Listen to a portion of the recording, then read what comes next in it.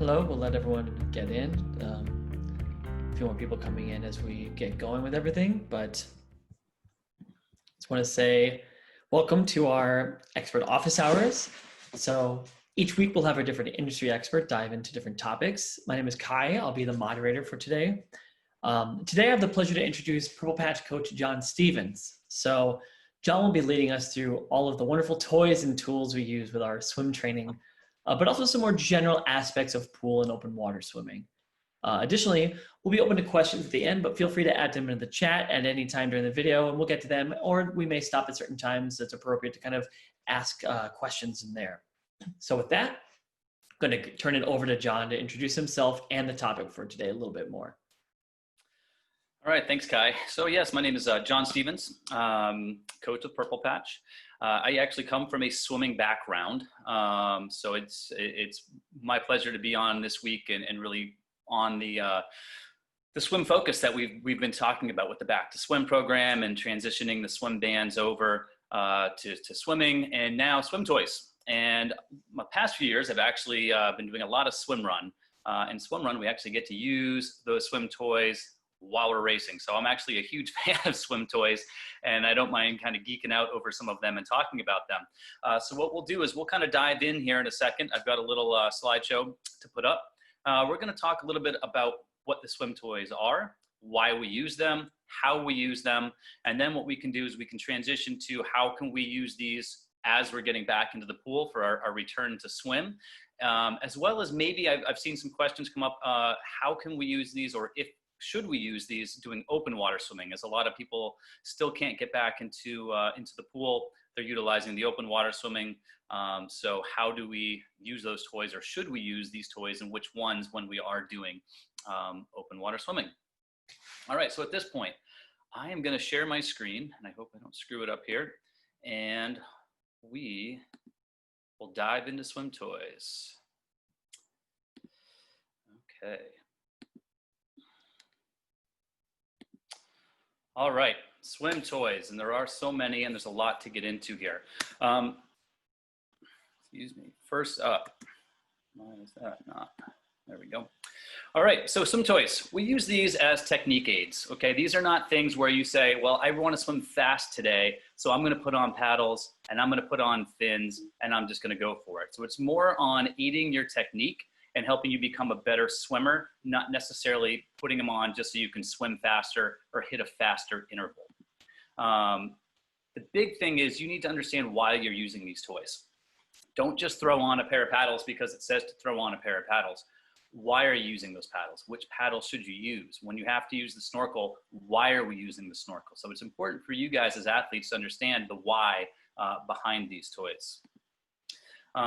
The other thing is, just because something is prescribed, it may not be for you. The big things that stand out to me, and we'll talk about this as we go on, are things like certain types of paddles, as well as the ankle strap, or maybe a full any buoy. If you're not a strong swimmer, some of these you may not be able to use. Whereas if someone is a strong swimmer, they may be able to do more with some of these toys than other people can. Because the important thing to remember too is, with these toys, they're here to help. But if you're not using them the right way, they can hinder and they can hurt what you're trying to do, or actually hurt you, the athlete. All right, so let's start right off with the Tempo Trainer. It's this little thing right here. You strap it onto your goggles and you set it for kind of, it's basically a metronome, is the idea behind that. It straps right there and you hear a little beep that goes off. Now the idea with this is we're gaining an awareness around stroke rate. So when we do it, basically you hear that beep every time your hand enters, or it's every other depending on how you have it set. But the idea is gaining an awareness of stroke rate. And we'll use the Tempo Trainer and you establish a baseline. And then what we do is we might see something that says Tempo Trainer set to +5 or +10, and basically you're adding a quicker stroke rate. And the idea is we're trying to get you to have a faster stroke rate. One of the easiest ways to swim faster is to move your arms faster. And not necessarily just moving your arms faster, but think of it more of accelerating your hand through the water faster. This helps you stay up to pace on this and create this faster stroke rate. Because as I said, there is a high value in artificially raising that stroke rate. So if we're able to bring it up, we'll see that benefit in speed. The important thing to remember is as we increase stroke rate, we still need to try to hold form. So basically this creates a range for you. You can find what's your optimal stroke rate. Where are you swimming most efficiently? We might ask you to go above that just to practice that neuromuscular connection of getting your arms turning over fast. May ask you to go slower than that as a way to stretch it out, feel the stroke, and focus on form a little bit more. But ultimately what this does is it helps you understand that if you were doing a sprint triathlon and it's a 500-yard swim or whatever that is, what's your optimal stroke rate for that speed? If you're doing a 70.3 or you're doing a full Ironman, what's your optimal stroke rate on that? Where are you going to be the most efficient and fastest at the same time? All right, and we'll come back to these a little bit too at the end, and if people have questions, you can kind of jump in on any of these specific things, and we'll kind of wrap it all up, but we'll kind of keep going through these one by one. All right, tech paddles. These are these funky little red paddles you see over here, and these are different than normal paddles, which we'll get to in a second, but these tech paddles are purely for technique work. What they do is you're holding that little red part, and it's forcing that high elbow catch right at the beginning. Basically what we want to do is establish that proper hand position, proper forearm position, and that nice high elbow catch right here with that vertical forearm right down. And that's what that paddle does. Now, a lot of people will say they can't get the tech paddles or they don't have the tech paddles. There is kind of a workaround, not as great as the tech paddles, but something a little bit easier to do is simply a closed fist drill. When you're swimming with a closed fist, what you're going to notice is you don't have that high elbow catch. If you are dropping your elbow and not pulling with your forearm as well as your hand, if your hand's in a fist, you're going to find that you slip right through the water very easily and you're not going to really be going anywhere. So that fist does the same thing. It forces that high elbow and allows you to work on using that forearm and that hand. Power paddles. Different than the tech paddles. Tech paddles, it's all about focusing on technique and form and working on the catch. The power paddles are for developing muscle resilience. We're also trying to add some force in the swim. You're increasing the surface area from which you're pulling onto the water. And with that, able to add some power to your stroke. Now this also does for us a high elbow and proper hand position. You'll find very quickly if your hand is slipping one way or the other with these paddles, it's just going to throw everything right out of whack. So at the same time as adding some power, if you start adding too much and the form falls apart, the paddles are going to let you know. It also helps you to kind of, what we say, get on top of the stroke a little bit by getting that high elbow and putting that pressure on that paddle and ensuring that you have pressure on your hand all the way through the back end of that stroke. Now these come in different sizes, different forms. I think these are the Stroke Maker ones right here. The green is kind of on the small end. With these, I always say exercise caution and would prefer you to go smaller rather than larger. You know, sometimes you'll see people, I think there's some blue ones of these that literally are like almost like trash can lids or something silly like that.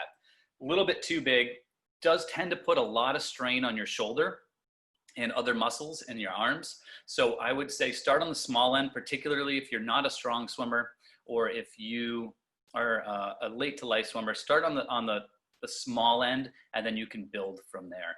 Now, this may be a good time to introduce these paddles if this is something that you haven't done before.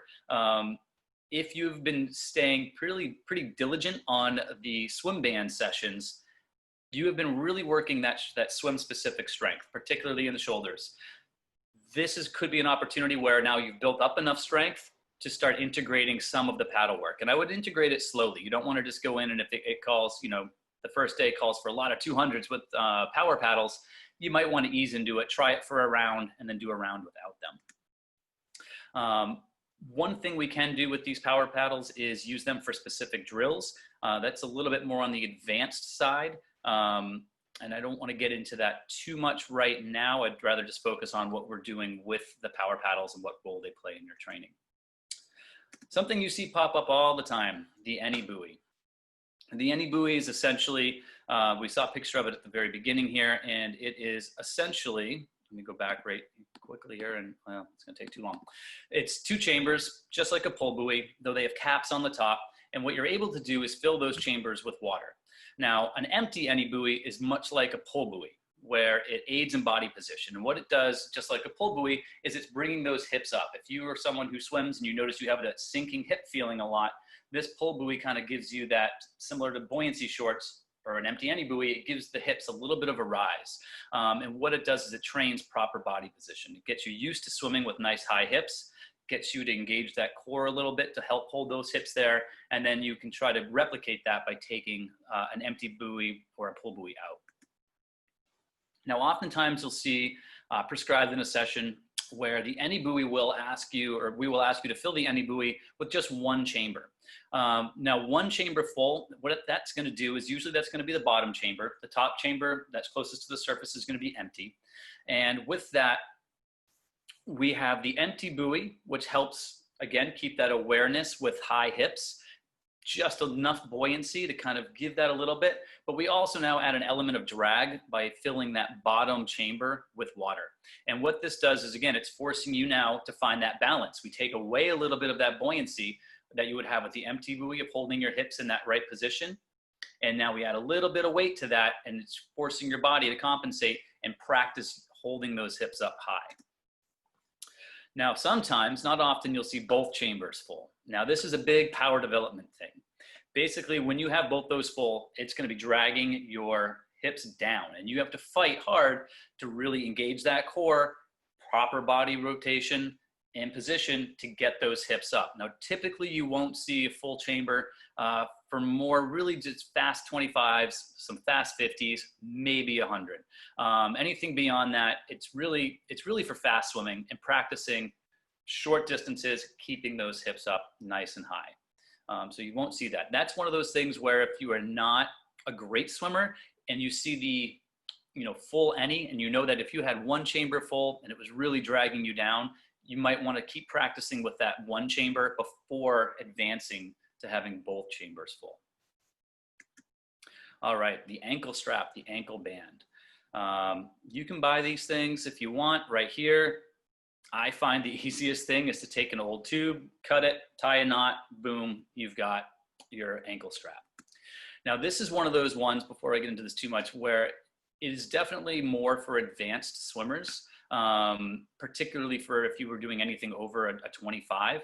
The idea with it is now your feet are strapped together. That kick is completely eliminated.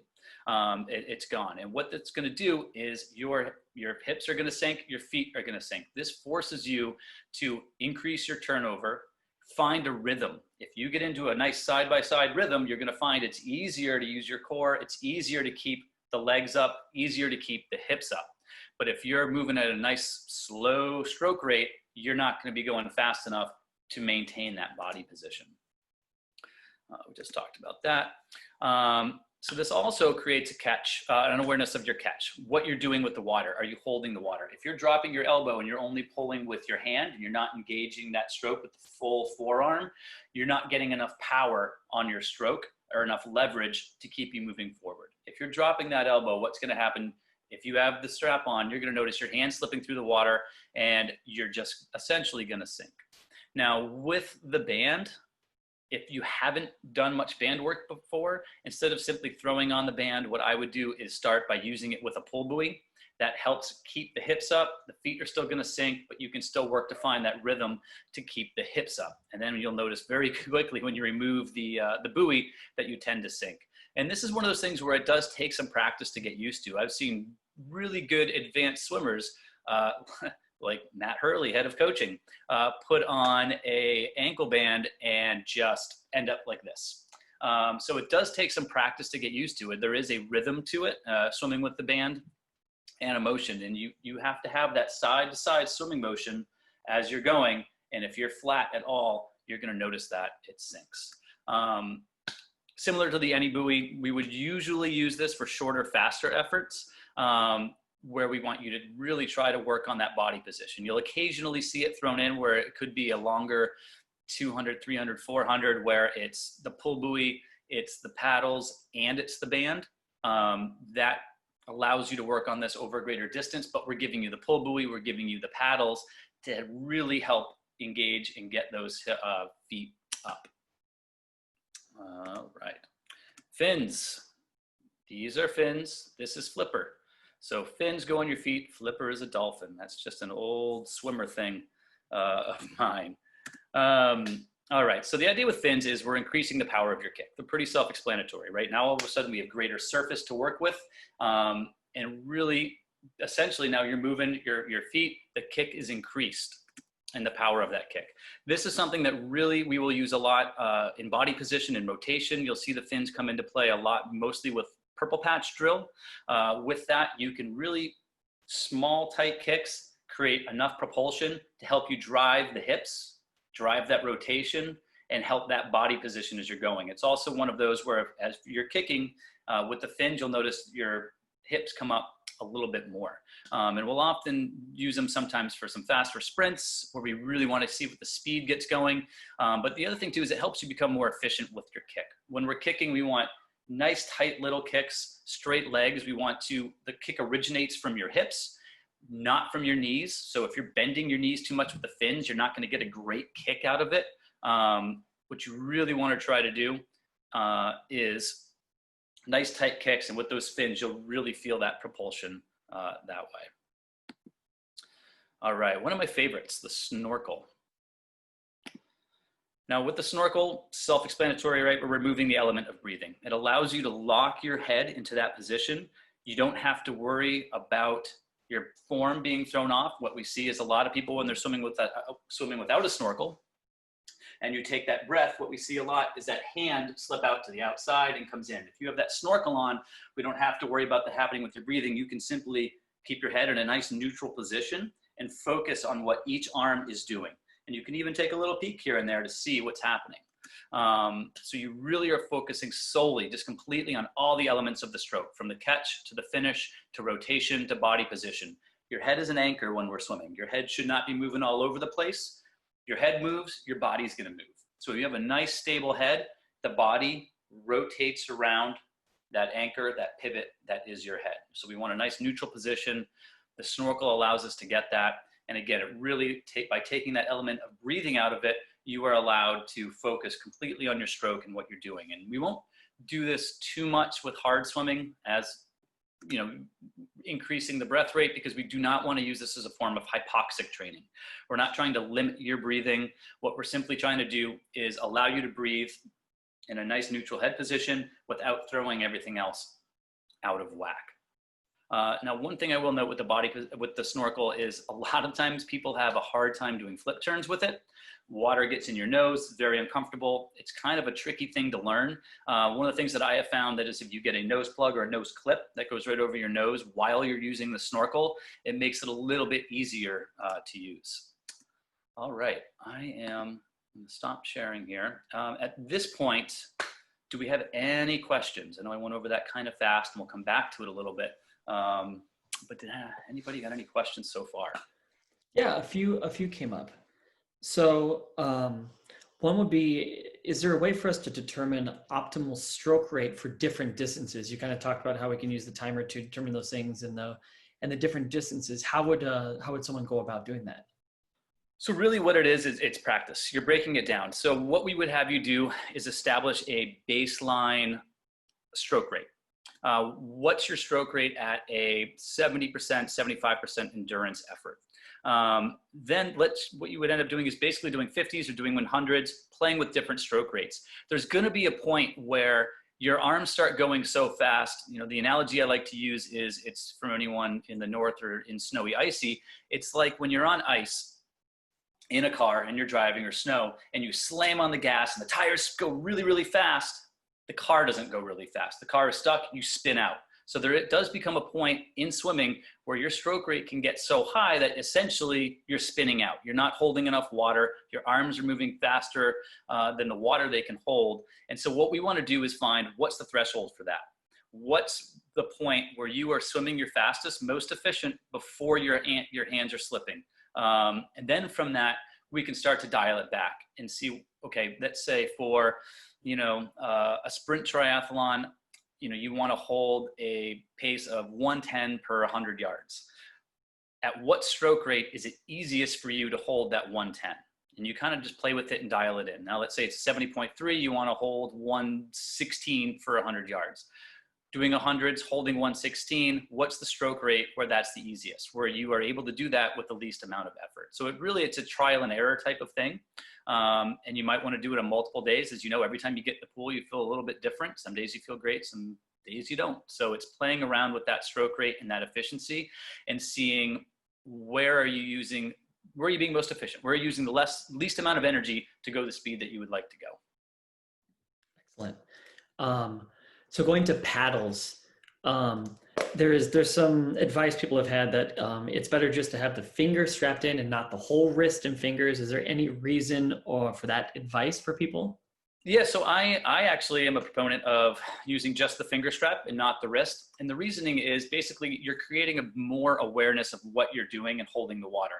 If your hand slips one or turns one way or the other and you don't have that wrist guard on, what's going to happen is that paddle is going to slip out from one side to the other. The wrist guard, if you're just starting to use it, or the wrist strap, I guess I should say, not guard. If you're just starting to use paddles, that wrist strap kind of forces the position a little bit more for you. But I find you get more awareness of what you're doing and a better feel by removing the wrist strap, using just the finger strap. That way you really know if something's slipping, the paddle will catch one way or another, and it's going to turn on you and you're going to notice. And it may be really frustrating at first, but over time, it's going to be really beneficial to help you gain a more awareness of what you're doing in your pull. Excellent. And was there a second part to that? I know you asked about the wrist strap. Was there another? No, but there's a two-part in regards to fins. Excellent. So first part is, how do we know what fin is appropriate for our level of swimmer? Yeah, good question. You know, the easiest ones to find are the ones that are big and long and they're probably hanging out at the pool. Then you'll see the local club team get in and they're using the tiny little zoomers that have almost nothing on the end. You know, I honestly prefer something kind of in the middle. Obviously, you don't want something like a scuba diver fin. That's going to be much longer. Something a little bit more rigid, but still long enough to where you're going to get a little bit more propulsion out of that kick. The zoomers are tough. It's going to make you use your legs a lot more. If you're a strong swimmer and you've been at it for a long time, zoomers would be great. Go for it. If you're someone that's kind of middle of the road or just getting into it, I would find if you looked at those Roka fins, I believe is what I had in there for the picture, that's kind of like a mid-range thing where it forces you to actually use your kick, but you're still going to get the required or the needed propulsion out of you in using those. And then second part to that is, you know, preference on fins, right? So kick fins, Aquasphere Alphas, Nemesis, like going that route. Yeah, that's tricky. It's kind of personal preference, and I don't want to put one brand in the front of the other because I haven't tried them all. I haven't seen them all in use. You know, generally I've used some from Finis that I really liked, the Roka ones that I really liked. You know, there's a lot out there. And if you just, you know, you could probably do a little bit of research to see what works best. If you've actually, you know, if you're at a pool and you've got a local master's coach, you can kind of see if they've got something you can try out at the pool that you could maybe borrow and see if that works for you or if it doesn't. Perfect. And then one of the last ones we have so far is, you know, there are a lot of tools and toys available. So how do we know which one we should be using to improve our specific weak points? Like any advice on how to figure out where we should be targeting the use of the tools as far as improving the specific weak points of a swim? So yeah, good question. I think the big thing is if you're someone who's wanting to focus on, let's say, the catch portion, and that's kind of a big focus for a lot of people, is that high elbow catch at the front end of the stroke. Things like the form paddles, tech paddles. Sorry, I forgot the word for a second. The tech paddles, the snorkel are going to be super helpful. Again, without the snorkel, or with the snorkel, without the breathing, you can really focus on that catch and what you're doing. The tech paddles are going to help force that. You know, if you are looking to get a little bit stronger in the swim, you could integrate the any buoy and the ankle strap and the power paddles, but I would do that really cautiously and build into it. That strength isn't going to come right away. It's one of those things where you're going to need to practice it a little bit at a time. And that would be the biggest thing I would say, is make sure that you're not jumping into any one of the toys too much too soon. Perfect. So you can go on. That's what we have so far. Excellent. So let's talk a little bit about open water swimming and which toys would be appropriate. I think when you get into the open water, I think the easiest one to say no to is going to be the snorkel. When you're in the open water, you really have to have an awareness of where you are, where you're going, and what better opportunity to practice sighting for a race than when you're swimming in open water. So I would definitely avoid the snorkel in open water swimming. The any buoy, pull buoy you could use. If you're swimming with a wetsuit, it tends to be overkill. You're going to get all the buoyancy you need out of that, which you've probably noticed. You put on that wetsuit and you head out to the lake or the ocean, you're going to be saying, wow, I feel great. I feel right on top of the water. You don't need much more buoyancy than that. You could do the empty buoy or the pull buoy if you're really just looking to overemphasize that, or just take a little bit of the pressure off your legs. The ankle strap I would avoid in open water simply because it's a safety thing. We want to be able to stop, tread water, understand where we are, and be safe. So the ankle strap is another one of those ones I would avoid. Paddles you can use in the open water. This may be the swim runner in me talking, but I love swimming in open water with paddles and a pull buoy. I mean, you could even go so far as, if you want a little bit of extra drag, do a swim run type thing and wear some shoes in the open water. There's the drag you need right there. And then that pull buoy will help compensate that. The paddles will help compensate that as well. Paddles get tricky when you're in open water. One, if you're in rough conditions, those paddles are going to get caught. They could get hit by a wave. You might get knocked off, which has happened to me plenty of times. The other big thing with the paddles too in the open water is if it's windy, they could get caught in the wind, but not really a big issue. Tempo trainer, definitely go with the tempo trainer in the open water. You can use that anywhere, anytime. The only thing is I would maybe tuck it under your cap as opposed to having it over your cap, just so you don't risk losing it.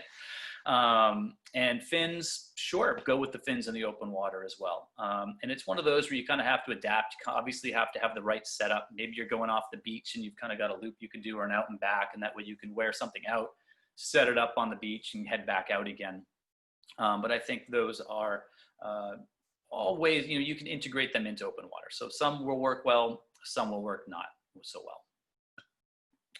And now, I know that's kind of tricky. Are there any specific open water questions with the toys?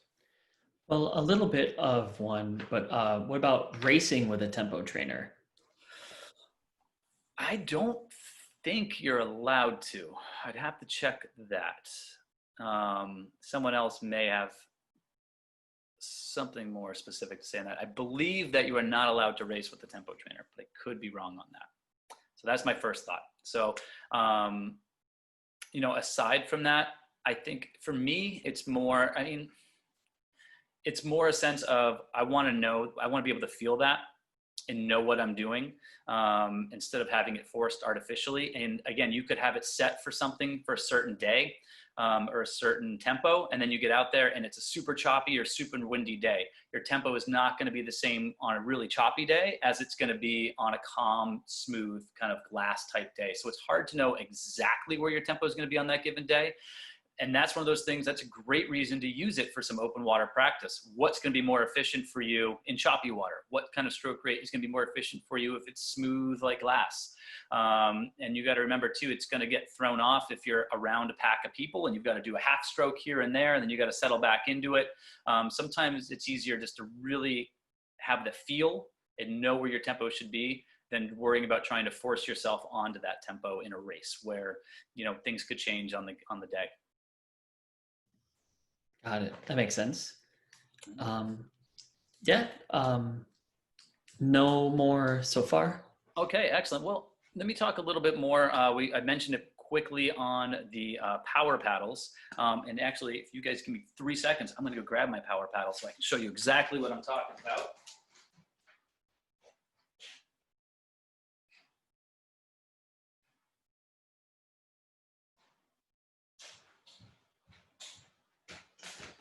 Okay. So with power paddles, this is what I've got here. This is actually my swim run one, but not much different than anything else you might see. One of the ways we can really utilize these power paddles for stroke is you take away the straps altogether. And what you can do is you can hold the top of the paddle with just your fingertips here. And you'll notice now it's forcing my wrist into this nice straight position. So what this does by holding just the top is you are forcing that high elbow catch. One, because you can't break your wrist when it's in that position. And two, you'll notice that you have to get your elbow up just to get a pull. So that's a nice little drill you can do with these power paddles, is hold it right over the top. The other thing you can do is if you're unsure of what size or if you want to move up a size, I say go to the pool with both sizes. You know, I actually have 3 different size paddles in my bag, depending on what I'm doing. If I'm doing short, fast stuff, I'm going to use tiny little paddles. If I'm doing longer, really strength-based stuff, I'm going to have the big paddles. If I'm looking just to be strong, something in the middle, still have a good turnover, I'm going to use something in the middle, which is kind of like this. So that's, you know, that's an important thing to remember with that, is that when you are using these, it is going to affect your tempo and how fast you're turning over, because obviously there's more force. You're putting more pressure. You're not going to be able to move your hand or accelerate through the water at the same rate. So it is going to adjust your stroke rate some. But they can be used again for a nice drill. If you want to do something in the beginning of a set, just focus on form, focus on technique. You can use these to do some really specific drills with to kind of force that high elbow. And the other thing I was going to say is, So I was gonna say that kind of takes the place of the tech paddle a little bit. The tech paddle forces it a little bit more specifically, but that's a good workaround for the tech paddle, which I believe there was some conversation about that in the Facebook page a few months ago. But as we get back into it, we may see these swim questions pop up again. All right, so yeah, kind of working through it fast, and I may have glossed over some things. So if there was something that kind of you want some more explanation on or get into a little bit more, please, yeah, ask away. Yeah, we can open up to everything at this point. Okay. Any questions everybody has?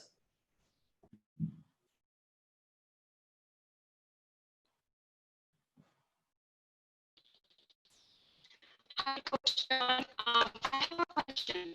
I feel that when I go like the faster effort, I lose my form. So I'm not extending my arm all the way out, you know, like straight.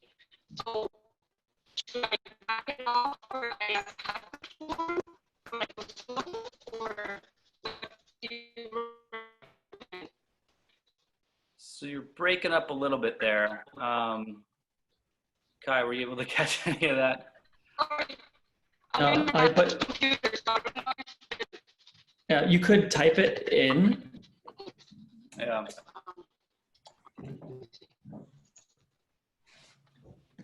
So while she's typing, are there other questions?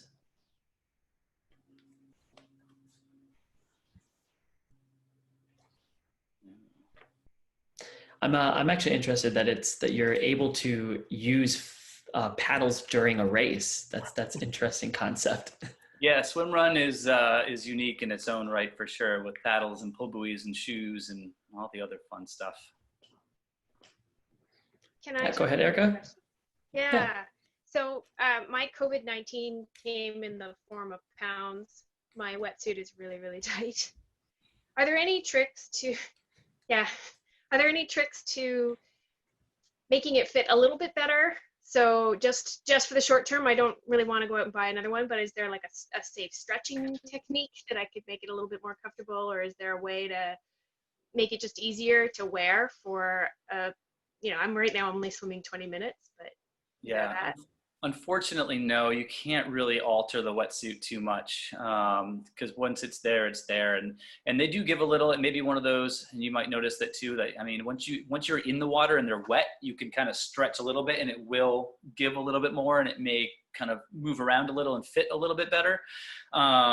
It's obviously, when they're dry, when you first get them on, everyone knows that feeling, right? You put it on, you're just like, it's tight and it's wrapped all around you. So I would say the big thing would be just try to get it on and then get in the water and try to move around a little bit more once you're in the water and you're wet. Don't try to put it on when it's wet or when you're wet, because that doesn't work either. Unfortunately, it's one of those, you want them to be super tight. So yeah, they are, and it's kind of one of those things, unfortunately. Sorry. So the question, you can see it. It was that she feels that she loses her form when she goes faster. So are there tips or tricks that she should be working on to keep that from happening? Yeah, absolutely. I mean, that's typical, and that's what it is. And once we get going faster, once the speed goes up, form starts to fall apart. Now, there's going to be times where we really want to just work on practicing getting your arms going fast, and it won't matter so much that your form is falling apart, as long as we're coming back to it. So if it's something where, the set might be a few rounds of like a 200 smooth form endurance, and then 425s fast, let's really focus on the form on the smooth 200s, and the 25s fast, just try to go fast. Now, what you want to try to do is hold the form as best you can. If it's prescribed as, sometimes you'll see it prescribed as all cap locks fast or 95%, let's just go for that 95% and do your best to hold the form, and then let's get it back. So what we do a lot of the time is we try to set up form with some easier endurance swimming, or if it is something easier, like a 70-80% type effort, you in your mind can make an effort to focus on that form. And then what we really try to do is carry it over. A great way to do that is if we ever do some descending or some builds where it's 350s or 450s, each one gets a little bit faster. As you get faster, basically you set up form on that first one. Let's say number one is like a 70% effort, should be smooth, form should come pretty easily. Then we try to hold that same form. Now let's add some effort at 80%. Now we try to hold that same form and hold that at 90%. So that's a great opportunity to work on holding form as you get faster. And with that, you might also notice or try to figure out at what point does the form fall apart? At what speed or what effort are you going where you start to lose that form or start to lose that hold, and come back to it. So the big thing is, we want to work in faster swimming. We also want to work on form. We try to find that combination therein. So a lot of times with my athletes, I'll say, like I said, that longer piece will be very form focused. Now we're going to go fast. Now let's come back and find that form. Now let's try to carry it to some fast stuff again. It might fall apart a little bit. And, there might be other days where I'll simply say, let's go as fast as you can while holding perfect form. Where's that breaking point? Excellent. Going back to the wetsuit conversation, you can see at the beginning of the season, like putting it on, taking it off, does that help with the stretch? Is there any recommendation on that, or is that just sort of? Yeah, I mean, when it's a new wetsuit, certainly, if it's brand new, put it on. It's going to feel tighter the first couple times you wear it. It is going to loosen up over time. But if it's one that you say you wore for the last 3 seasons, it's probably reached its max point at this point. And maybe, I think Jess was saying maybe each season it might feel a little bit tighter. Maybe in your imagination a little bit. I don't know. I don't think they have the memory to shrink back down too much. Maybe a little bit for that first wear. But my guess is after once or twice, it should be right back to where it was in previous seasons. Excellent. We'll give a second for any other questions. Oh, yes. Yes, that's a really good question. So any place where we could send video or swim critiques on form to know where people's weak points are?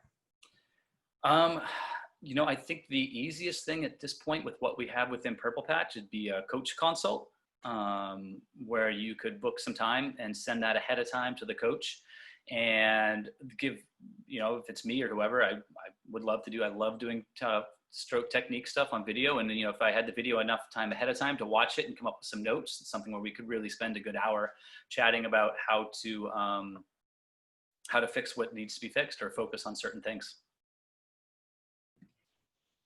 Perfect. Give a couple more minutes if anyone wants anything else. Yeah. Say, Cliff, I like your background.